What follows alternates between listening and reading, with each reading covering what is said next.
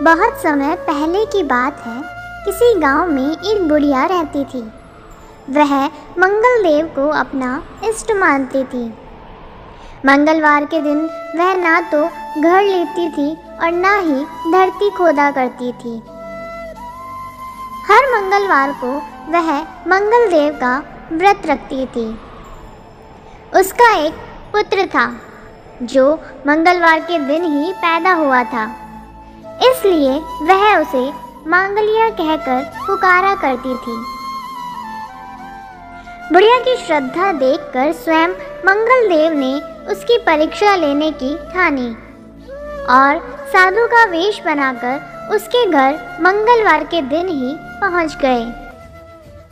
वह बुढ़िया से बोले कि मुझे भोजन बनाना है, तू थोड़ी सी धरती लीप दे तो मैं भोजन बना लूं। बुढ़िया ने कहा कि महाराज, मैं मंगलवार की व्रती हूँ, मैं आज के दिन धरती नहीं लीपती, मैं जल का छिड़काव कर देती हूँ, आप उस पर भोजन बना लें। उसकी बात सुन साधु ने हट पकड़ ली कि मैं तो लीपी हुई धरती पर ही भोजन बनाता हूँ। बुढ़िया ने भी रट पकड़ ली कि आज तो धरती ना लीप सकूंगी, इसके अलावा आप जो भी करने को कहेंगे मैं करूंगी। उसकी बात सुन साधु ने वचन लिया कि धरती लीपने के अलावा जो कहूँ करना पड़ेगा।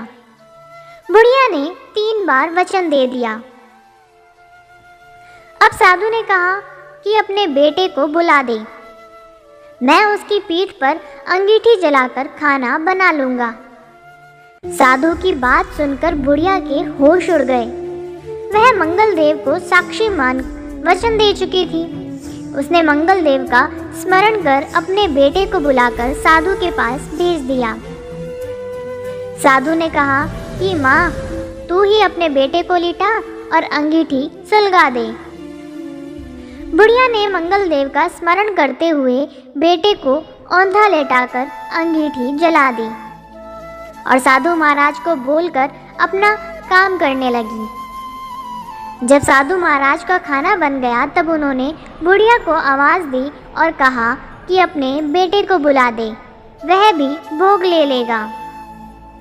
बुढ़िया ने हैरान होकर कहा कि महाराजा, अभी तो आपने उसकी पीठ पर खाना बनाया है, अब वह कहाँ से आएगा? आप कृपया भोजन ग्रहण करें और जहाँ जाना हो जाएं, मुझे और दुखी ना करें। साधु ने हट पकड़ ली कि अपने बेटे को आवाज़ दे।